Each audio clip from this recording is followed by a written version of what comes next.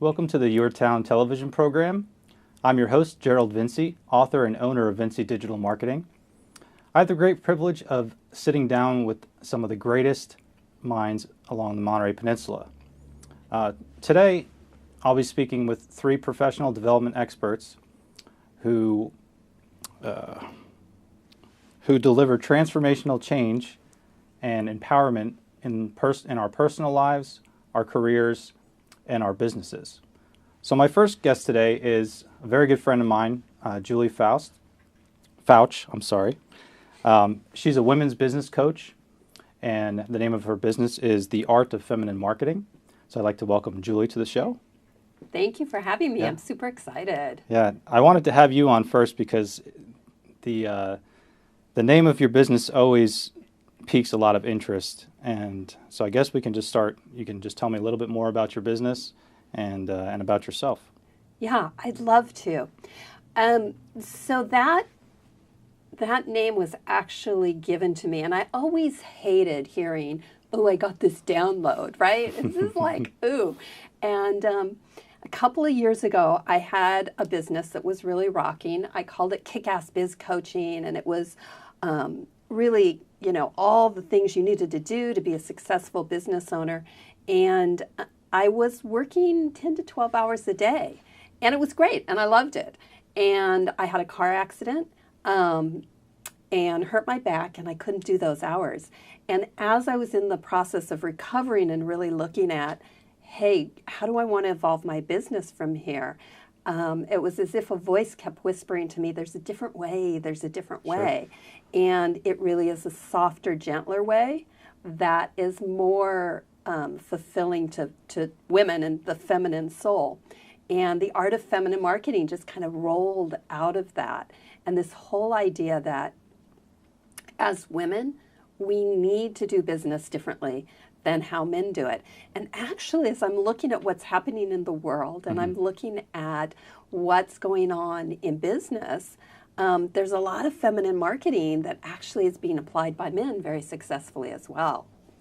So it was quite a journey to, as anybody who's been in business knows, to go through kind of this rebrand and rebirth and re-niching of a business that had been successful for 10 years. Right. Yeah, the first time I heard it too, it was very interesting. So what is feminine marketing? So essentially, feminine marketing is a different way of doing business. In the old model of marketing, it was pretty much find a need, design a solution, design a marketing strategy, and then you just get on the train and you hammer it and you go.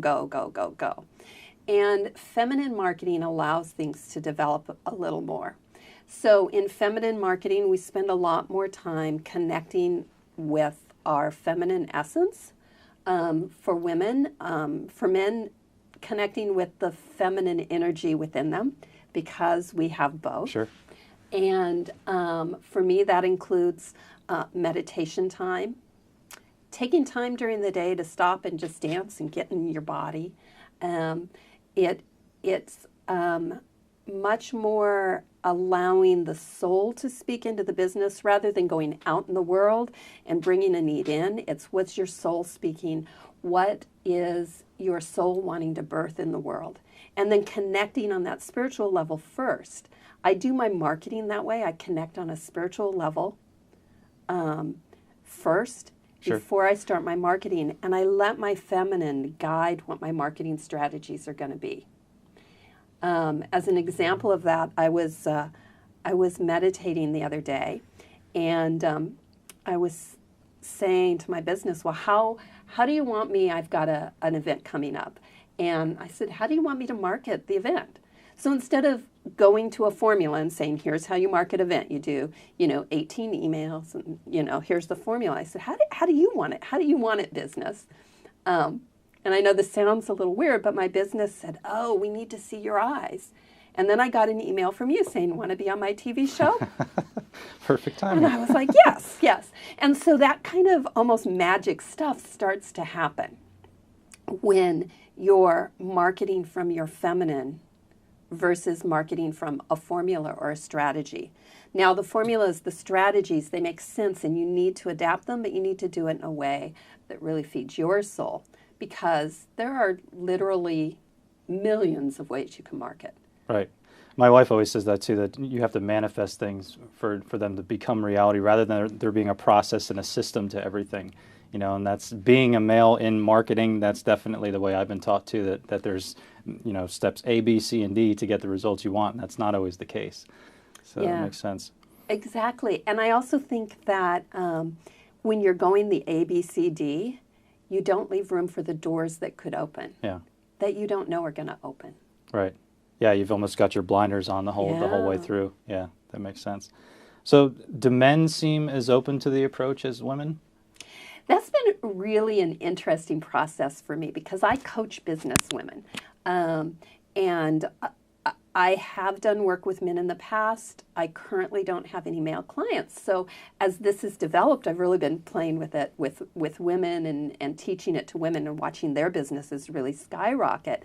And so when I'm in a group, like you and I belong to a couple of groups, and so the men have been like, don't forget us. And I think that it's really about languaging because we all have masculine and feminine in us. And men have different energy. Men are hunters.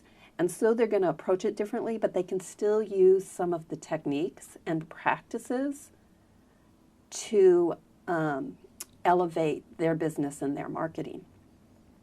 And I think it's helpful for men to understand it from the viewpoint of how women are different. Historically, up until 150 years ago, women couldn't own property. Sure. Like, our role was to be nice and pleasant and make a good wife and make babies. That was women's whole value.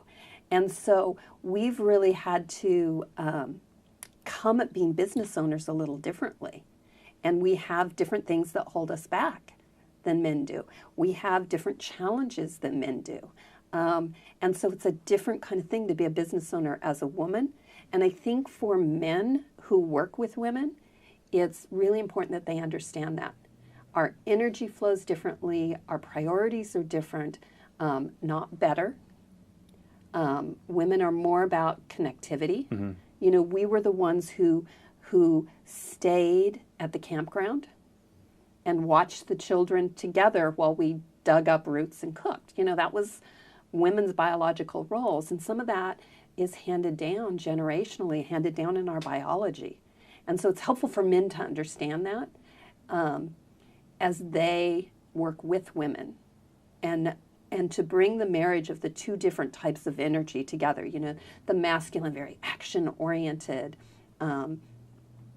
masculine energy impacts feminine energy influences. Mm-hmm. So how do we bring those together, both in our business relationships, in our own lives, in our own way of doing business, and then it expands into our relationships, our friendships, all of that. Right.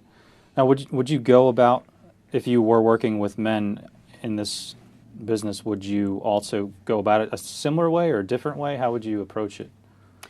Yeah, I would approach it, well, there's some pieces that I would do with men exactly the same way. I do some work around wounding experiences, which a lot of people think their wounding experiences are something they need to either get over or get healed so they can move on. And in my work, your wound is your greatest gift. And so that I would do exactly the same way with men. I would go into those wounding experiences, deliver out the gifts, which those gifts are really the keys to marketing to your divine right tribe. And then I would look at how do we apply that to your marketing. Now that I would do differently because men have different energy and they're going to be able to approach things in a different way than women, but it's all individual anyway. So, some guys are going to have more of the feminine and they're going to approach it more that way. And everything I do when I design a marketing plan for somebody, with somebody, not going to do it for you, with somebody, we look at what really works for them, what's the balance for them, and what's the balance of their masculine and feminine, and how much of each do we need to add in. Sometimes I've had masculine clients who are like, I don't want to go inside again, right? So that's part of the growth of really growing Right. as a human being. We always want to have that dance and become more balanced all the way through. Okay. But how did you get started in the industry? I went through a really horrific divorce years and years and years ago, 15, 20 years ago. Oh, I'm old. A long time ago. And got invited to a personal development workshop afterwards and was just like fell in love with the whole industry. And went through a series of classes, was invited to join a startup company that did goal achievement around personal development. Had a lot of fun there, and then it just fell into the training, discovered the Coaches Training Institute. My first week in there, I knew I had discovered my life's work. I was just like... Your aha moment. It was like, oh, yes. I looked at one of the instructors and I said, aren't people fascinating? She went, you're in the right place. Cool. What was the one thing holding you back, you think, from starting the business?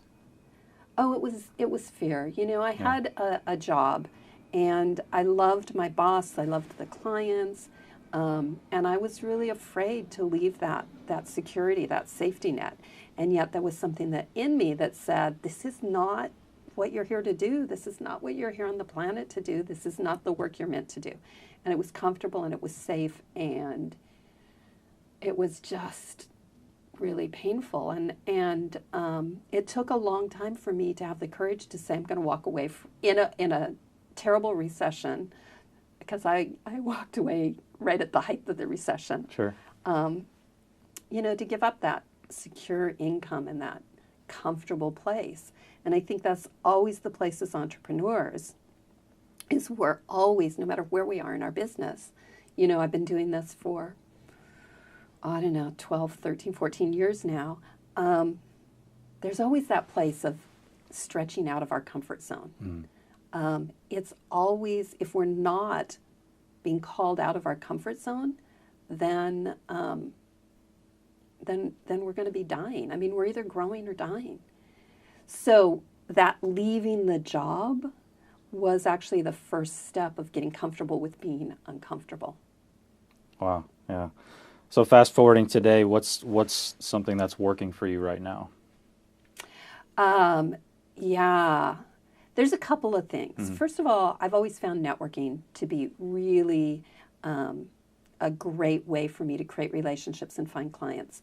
But I don't walk into a networking event going, with my shark tail up, going, where are the clients? Where are the clients? Right. I go in to create relationships and walk away with new connections and then see where those connections go. That's working really well. I think the other thing that is working really big time, though, is being completely honest, open, and vulnerable in all of my marketing that I do. My social media, my emails that I send out, anything that I put out there has a real level of vulnerability, to the point where sometimes it's like, I don't know if I want to push that button. But what that does is it creates rapport with the people who are meant to be my clients, who are going to connect with me anyway. Mm-hmm. Turns off the people that I don't want to work with. Right. Because you get into a coaching relationship with me, that stuff's going to be there. I'm going to be really real with you. I'm going to push your buttons. I'm going to support you in a dream that's bigger than your dream. And if you're not ready to hear that, then that's okay. And so when I'm putting it out there on social media, and I know some people are like, oh, is it too much? Well, too much would be, I don't know, what happened in the bathroom this morning, and don't put that out there. But, I'm going to be pretty open about the rest of it. And that creates connection. And that's like the biggest tip I give my clients is you've got to have that heart connection. People buy from the heart. They don't buy because of your rates. Yeah, when you've got your business at a place where you love it and it's truly who you are, as a person too, you just feel so much more comfortable in your own skin. And everybody, whether they see you online or see you in person, they know they're getting the same Julie either way, which is really nice. Yeah, and that's really an important part of branding and being a personality brand. Absolutely. What's the best business advice you ever received? Oh man, the best business advice I ever received. There's so much. Make your business a reflection of your connection to the divine. And so every day when you talk to your business, it's as if you're talking to your connection to whatever your higher source is. That brings me a lot of joy being in that place. And then that joy reflects out into the world and attracts people. That's a really nice thought. So tell me more about what you have going on right now, other than just what's working for you. I know you've got a pretty big event coming up. Right? Yeah, I have a live event February 17th, 18th, and 19th. Cool. It's at the Paradox Hotel in Santa Cruz. And I love that because this feminine marketing is such a paradox of how we, how we dance in the feminine and then we dance in the masculine. Sure. Because if we stay only in the feminine, nothing ever gets done, right? We have to move into action sometimes. And in that, we're going to teach the art of feminine marketing to a small group. We're keeping it small on purpose. And we'll do that wounds work I talked about where we dig the gifts out of the wounds work. We're also going to do some flatline strategy. How do you design a social media plan? How do you design your blog posting plan? And do it from our feminine versus doing it from someone outside saying, here's how the model works. Right.